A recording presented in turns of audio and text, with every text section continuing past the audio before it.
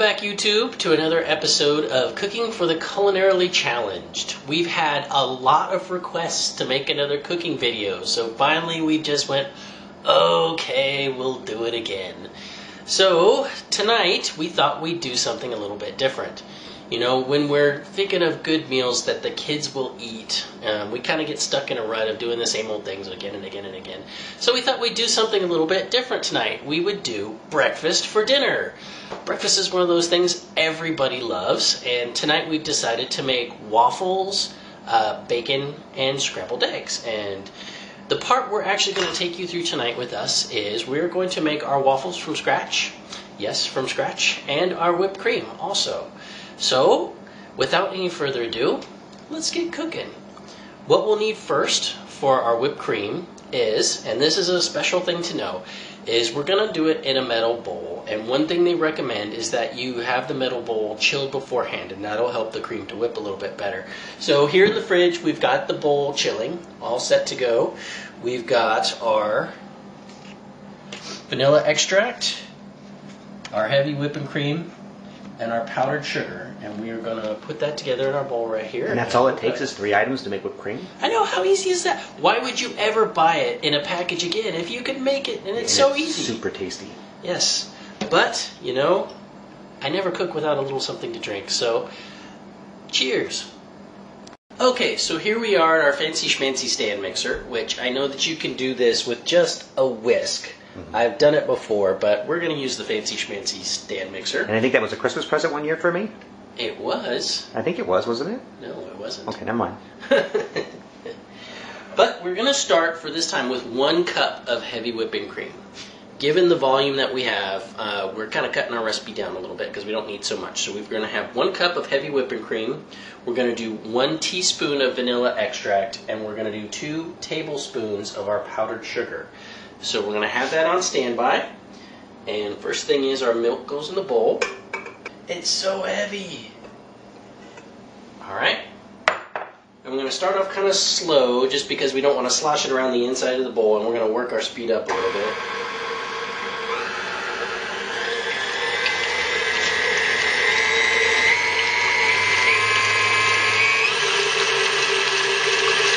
There it goes, and once it starts to thicken up, you'll see there. We just don't want it sloshing out of the bowl. Okay, so we've stopped the machine a little bit here just so that you can hear me talk, but we've kind of got it a little bit thickened up, and now we are going to add our vanilla extract and our sugar. Now those 2 things don't affect the consistency of the whipped cream at all. They're really just for flavor, and you probably could come up with your own substitutions. So now's the time we're going to add that in, and then we are going to crank the mixer back up again on high and get everything nice and fluffy. Okay, this looks about right. So we can see it's all nice and thick, and it'll stand on its own. Let's take a little taste there. It's yummy. Perfect. How do you taste? Better than store-bought. It's very so good. We're going to refrigerate this carefully. We can make sure we're not going to waste any of this good stuff on the beater. And we're going to start on our waffles, and this will be all ready to go when we're done. Okay, so our next step is to do our waffles. Now, before we get started on this, we've got our waffle maker plugged in, and it's preheating so that it's ready to go when we're done with our waffle mix. And the waffle mix is going to have 2 parts. There's going to be the dry mix and then the wet mix. So right now we're going to start on just combining the dry ingredients. Now, the thing to remember in this stage is that everything needs to be mixed really well in order for the batter to be consistent and to come out the same every time. We're going to start with 2 cups of flour. That's going to go right into our bowl. We're going to need 1 cup of sugar. We're going to need 1 teaspoon of salt, and anywhere from 2 to 4 teaspoons of baking powder. Now this is the magic stuff because this is what makes the waffles come out super light and fluffy. And if you try this recipe, you'll see it's better than what you get in restaurants, and it's super awesome. Okay, 2, 3, and 4. Okay. So now we have all our dry ingredients in, and we're ready to start mixing it together. And this is the important part. We want to make sure everything is really well mixed. So, and another really cool thing that has happened recently is our family got nominated for one of QWERTY's Best of 2012, this time for YouTube shows. So we're up against the likes of Tyler Oakley, though. So that's like, there's no way we're going to win against Tyler Oakley. But we were super excited to still get nominated, and it was pretty awesome. So, okay, I think we got everything mixed, and we're ready to move on to our next stage. Okay, so our next step is to work together all our wet ingredients. And for that, we're going to have 1/3 of a cup of butter. We're going to have 2 cups of milk.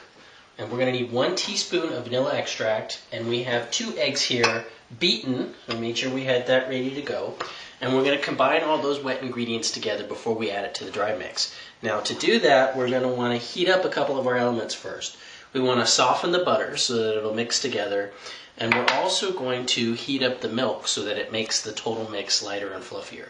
So now that's going to be about 30 to 45 seconds each. We're not looking for steaming hot, we're just warming it up a little bit. Okay, so let's get started. Okay, so now we've got everything warmed up and ready to go. We're going to add in our 2 cups of milk. We have our butter that really officially melted in there on 30 seconds. We've got our 2 beaten eggs. And then our 1 teaspoon of vanilla extract. And we're going to mix that up really well using our whisk here. We don't want to beat it too hard because we don't want to make the eggs all frothy. We just want to mix it. And then we shall move on to our next step. Okay, so our next step, we've got our dry ingredients mixed and our liquid ingredients mixed, and we're going to combine the two together and mix them up really well. We want it to be as nice and smooth as we can get. Making sure we don't leave anything on the bottom. We have a nice even consistency. And I guarantee you, when these things come out of the waffle iron, you will be amazed. I think we're good.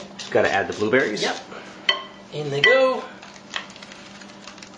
They're going to make it super delicious.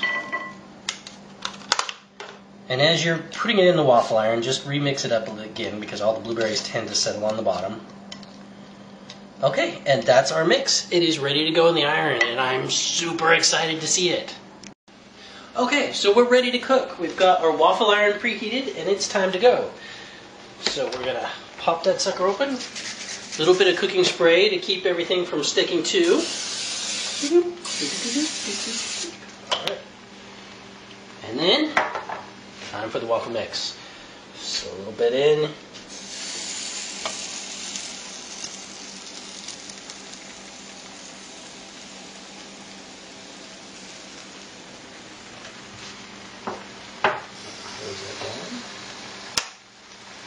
And we just wait a couple minutes for that to cook, and in just about 2 minutes, we're going to have super awesome waffles.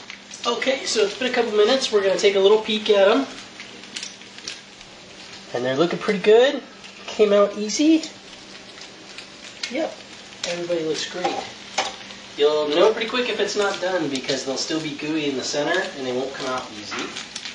So we're going to, oops, carefully lift these guys out. You can see the blueberries exploding a little bit. That's okay. They do that. Okay. So we are going to dish those up, throw some of our fresh made whipped cream on them, and we'll be right back. So all our waffles are out, and we're on our plates, and we've got our fresh whipping cream on it, and we're all set to go. And we are going to eat because we're all starving, and it looks delicious. We hope that you enjoyed this recipe. It's one of my favorites, and until next time, we'll see you on Cooking for the Culinarily Challenged.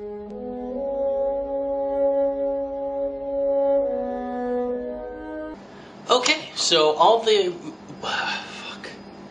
excuse me, bad language.